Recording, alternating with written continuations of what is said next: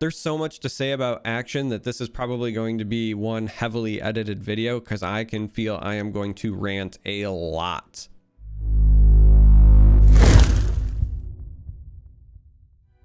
Yesterday, when Riot revealed Viego for Legends of Runeterra, I said we should probably throw our expectations for the rest of spoiler season out the window because it was very clear they weren't following the same cadence or the same pattern that they did with the Aphelios Champion expansion, and it turns out I was more correct than I ever thought I could be, because today we got another champion reveal, back-to-back champion reveals for this upcoming event, and this time around we get Akshun, which is monumental because this is the first time since Legends of Runeterra has been in existence that a champion was released for League of Legends and Legends of Runeterra at the exact same time. So this is somebody that is brand new across the board. I think he's very cool thematically. From a card design standpoint, he is wild because he doesn't really have like a true build around. You can put him in so many different decks and archetypes, and I'm excited to cover it. Now, you might be looking at the screen and going, okay, there's a lot going on here. It should be very reminiscent of Aphelios, because when we got Aphelios, we also got like 5 moon weapons and we had to talk about phasing, and it all seemed really complicated. And then once you got your hands on it, turns out it wasn't that complicated. It was just really versatile and cool.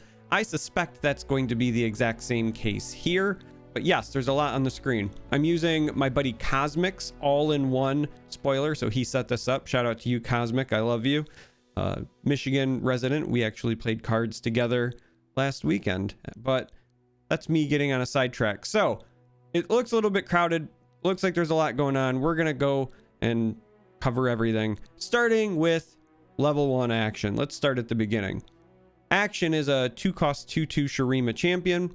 It has the quick attack keyword, but also when I'm summoned or strike, summon a Warlord's Palace or advance it 1 round if it's already in play. So when you summon him, if you don't have one already, you make a Warlord's Palace. Now you might be thinking, okay, well, every time you play him, you're going to summon one, but this is worded this way because if you summon him on round 2 and he gets Mystic Shot right away, and then you summon him again on round 4, you're already going to have that Warlord's Palace from the first one, and so instead you're progressing the countdown. To level Akshun up, you have to have completed the countdown on Warlord's Palace, and when I level up, summon a Warlord's Horde. Now, it's important that you realize that Akshun doesn't need to see you complete this countdown. So once you've played Akshun, you're also kind of just starting the countdown in general towards leveling him up, which I think is pretty neat. We're going to cover what the Palace is and what the Horde is in just a moment, but I want to quickly transition to level 2 and talk about that. So level 2 for Akshun is a 2-cost 3/3 with quick attack, so he does get the standard +1/+1 on level up.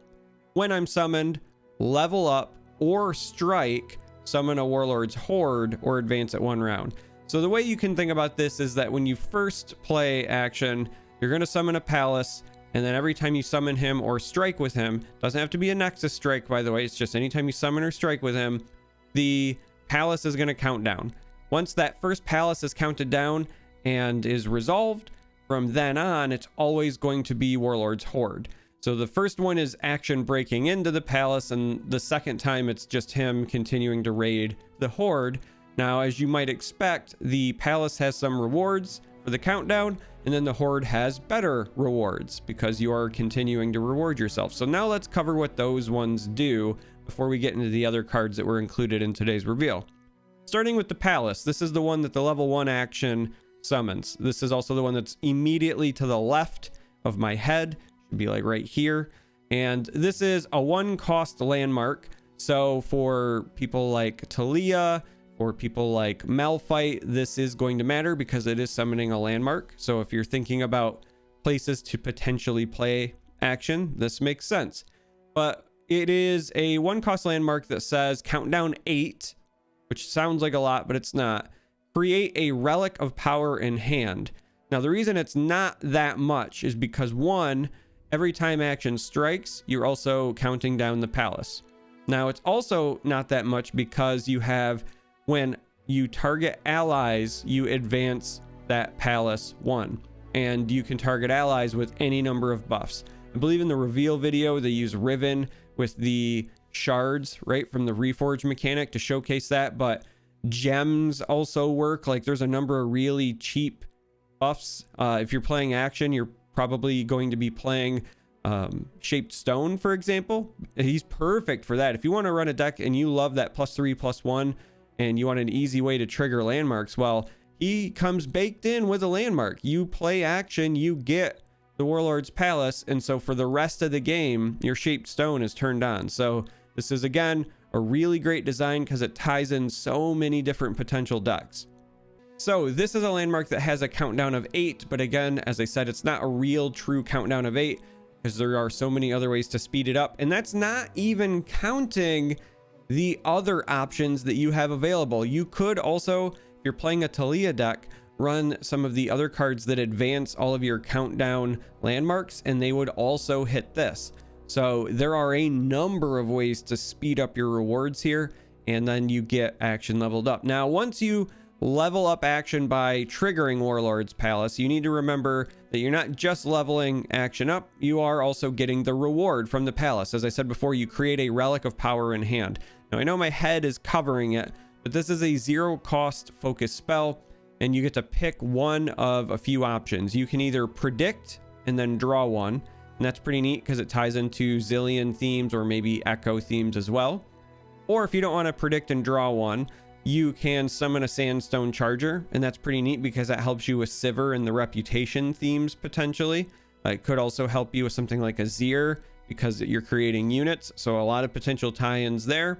And then the last one is you can just grant all of your allies +1/+0. Now it's your existing allies on the board. It's not all allies everywhere, but even just a simple +1/+0 to your board is not half bad if you don't want to use the other two. Now again, this is also focus speed, so you can do these to set up open attacks, but you cannot use this to respond to things. But it's still a pretty powerful first reward considering you're also getting the champion level up out of this as well. Now, when Akshun levels up, you start changing to Warlord's Horde. So again, when summoned, level up, or strike, you summon a Warlord's Horde or advance at 1 round. Warlord's Horde is another 1-cost landmark, still has countdown of 8, but this time when you complete the quest for this landmark, if you will, you create a Sentinel's Horde. So this is not the Relic of Power, this is the Sentinel's Horde. Now, this still also has the when you target an ally, advance me 1. So if you build a deck around trying to get the first one to level up, thankfully it ties in, works with the second. And that means Akshun can again work with a self-buffing style deck. You can put him in a landmark deck. There's just so many potential tie-ins here. But Sentinel's Horde. So this is your payoff when you trigger Warlord's Horde. You get a 0-cost focus spell again, and you get to cast one of 3 spells, one of 3 options. So your 3 options are the Absolver's Resurrection, a Fount of Power, or Shield of the Sentinels. Shield of the Sentinels grants your champions everywhere spell shield and +2/+2. So you trigger this horde, you get it all the way down, you can make it so that all of your champions everywhere have spell shield and +2/+2. So on the board, in your deck, you name it. That's pretty powerful. Now you can also choose Fount of Power. This lets you draw 2, and then your cards cost 1 less this round. That could be a really powerful tool in some sort of combo deck. But the one that really caught my eye is the Absolver's Resurrection. This is granting all enemies vulnerable, and then you create in hand a 0-cost copy of the strongest ally that died this game, not this round. You think about how broken like Chrono Break has felt at times. This allows you to give all of the enemies vulnerable that are on the board right now permanently. It's grant, so that you can dictate blocks however you want.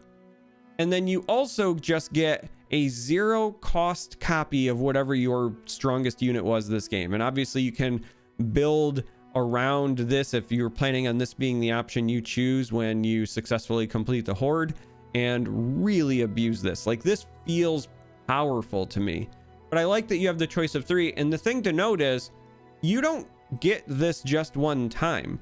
If you manage to level up Akshun, let's say the game goes long, you level up Akshun and you get the horde, and then you complete the horde, right? So you get a resurrection or a shield of sentinels, whatever. Akshun on summon, on strike, or level up, but at this case he's already leveled up, right? So on summon or strike will just make another horde and start counting down again.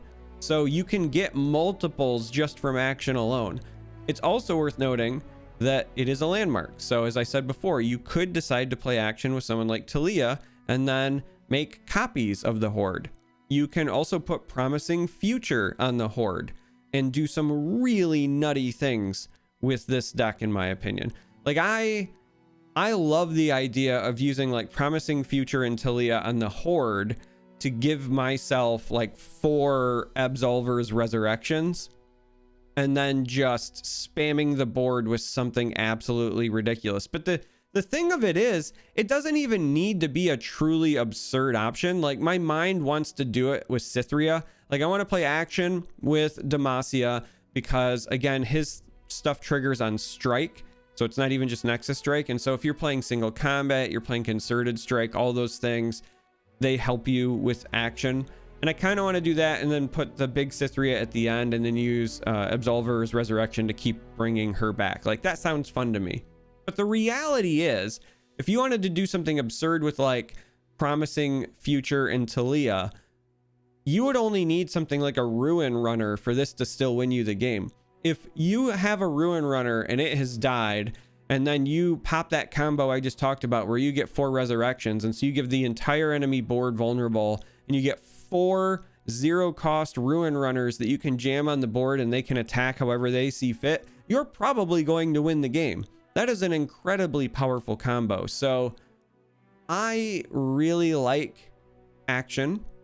I think that he is versatile. I think that there's a number of decks that you can build him in. And I think it's safe to say that this is the Shurima version of Aphelios,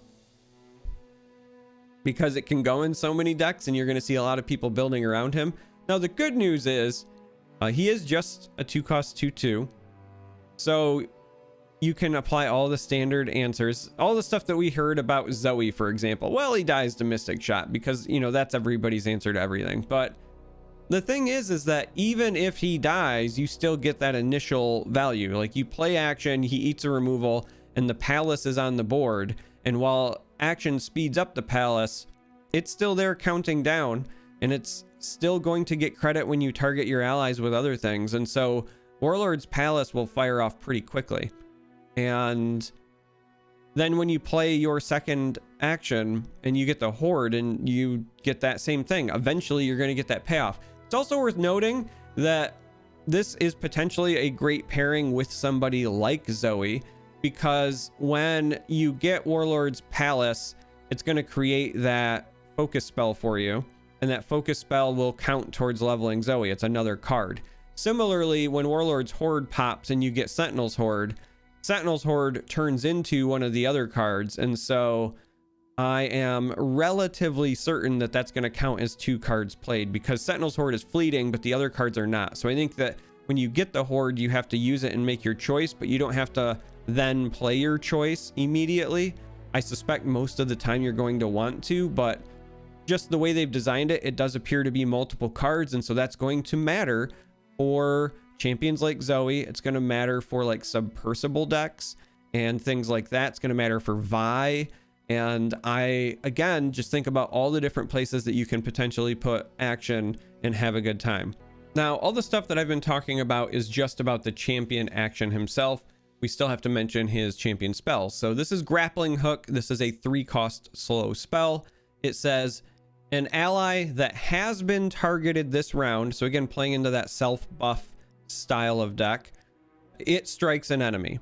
And then you create an action in your deck because it's a champion spell. Obviously, a regular version of Grappling Hook will exist as well. But I like this card specifically as a champion spell because it feeds into what you already want to be doing with him. And this is also a great way to speed up, whether it's your Palace or your Horde, that countdown, because if you're targeting, let's say, Akshun with something, or just any other unit, right? You target something, well, that's going to be one countdown. But if you target it on Akshun specifically, and then Akshun does the striking from the spell, that's going to be an additional countdown trigger because it's Akshun striking, and again, does not care about Nexus Strike or not. So this is a very clean way to potentially buff your Akshun, kill an opposing unit, and then if you're doing that, you've already got 2 countdowns on whatever your current landmark is, and then assuming that you're doing this on your turn, this is probably to set up an attack because he has quick attack, and if you've played that first buff, it's going to be on him. So then you attack in, you get that 3rd strike. As I said before, yes, these landmarks start at 8, but I think that they're going to be very, very speedy in how fast they count down.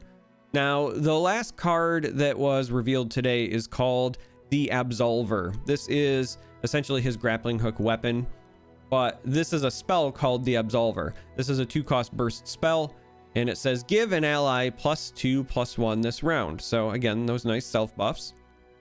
If you have leveled a champion this game, create the Absolver's return in hand. So it's 2 for a +2/+1, but if you've already leveled a champion, then you get a second card. This is a fleeting burst spell that also costs 2. And this says give an ally overwhelm and +2/+1 this round. So once you've leveled up a champion, you can potentially spend 4 mana to give a total of +4, +2, and overwhelm, which is nice. But as I was saying before, depending on who you pair Akshun with, this is also a really big deal because it's going to be 2 different cards. So this could be 2 cards towards Zoe. This could be 2 cards towards Vi, Submersible, all of those things. So you see a lot of different potential play patterns here, whether it is pairing him with some of the existing Shurima decks, whether it's pairing him with some other regions. I just really love how versatile this champion actually is. I think much like Aphelios, we're going to see Akshun in a number of different decks, a number of different archetypes. I think that even when people are trying to build the same style of deck with Akshun, we're going to see variants there as well. I just remember when Aphelios was launched, you saw him played with Lux, you saw him played with Zoe, you saw him played with a number of different champions in a number of different regions. He was just a good enough value engine that you could put him kind of anywhere. Now, this is not the same kind of value, but Akshun does appear to generate decent value pretty consistently in a number of different decks, and there's a lot of different ways that you can exploit him. You can either go the full self buff route. As I said, I think the reveal video was pairing him with Riven for the self targeting, and you can absolutely do that. You could also pair him with somebody like Taric, who was recently buffed, because then if you are targeting Taric with a buff spell, even if it's just a gem, let's say it's a gem, you target Taric with a gem, that's going to count down for 1 on whatever your landmark is, and then you attack and Taric supports Akshun. That's going to copy the spell over to Akshun. That's another countdown there. You're getting credit on Taric, you're getting credit on Akshun. When Akshun strikes, guess what? That's more countdowns. And so you can pair him with Taric, you can pair him with Zoe, you can pair him with Vi, you can pair him with Talia. As I was saying before, if you instead want to focus on the big payoff for the Horde, you could say, okay, I'm going to play you with Talia. We're going to do the Promising Future bit. Just also run good mid-range cards, whether it's 0-cost Merciless Hunters or 0-cost Ruin Runners, whatever. If I get 4 of them, it's going to be devastating, right? So I think that could be an archetype. You could even pair Akshun with something like Turbo Thralls, because in the past, there's been a lot of talk about whether or not Talia is worth running in that deck. Most versions run at least some number of her, but I've seen plenty that don't run the full 3 copies. Akshun would give you an early presence, gives you an alternate target for some of your countdown effects, but also if you get Akshun rolling, and again you get to the point where you can play something like Absolver's Resurrection, turns out resurrecting 0-cost 8/8 overwhelms is pretty good as well. So if you get that first thrall out and they destroy it, this gives you potentially a backup plan or potentially a different target for your Promising Futures, things like that, so it's not so clunky, and so on and so forth. I really do feel like Akshun could end up in a number of different archetypes. I'm really excited to see how people creatively build around him, or maybe you don't build around him, and like Aphelios, he's just such a good value engine, he goes in a number of decks to naturally make them stronger. there were some Aphelios decks that weren't really built around Aphelios. They just ran him because it was annoying for your opponent to deal with. That's fine too. And I think Akshun could end up being that kind of a champion. So I like the design. I love the versatility. I like that it is supporting so many different archetypes that it makes me want to deck build. It makes me want to play test with him. I've said it before. I've said it a million times. Any card that makes me want to build a deck, any card that gets me excited to theory craft is probably a well-designed card. I really enjoy Akshun. So I want to know, what do you think about Akshun? Are you going to build around him? What decks do you want to put him in? I think there's almost too many to count, but when you see Akshun, what was the first deck that came to your mind? I also want to know what you think about the rest of reveal season, because I was not expecting back-to-back champions, and we're still quite a few days away from when the event actually kicks off. So again, I officially have no idea what to expect at this point. We're just going to take it day by day, but I'm excited. Legends of Runeterra, between the expansion and the balance patch and now this event, have been amazing as of late. Cannot remember the last time I was this excited for the game. So anyway, that's it for the video. I've ranted a lot. I'm gonna hate editing this, but if you made it this far, as always, I appreciate you. Thank you for watching, and until next time, may you walk on warm sands.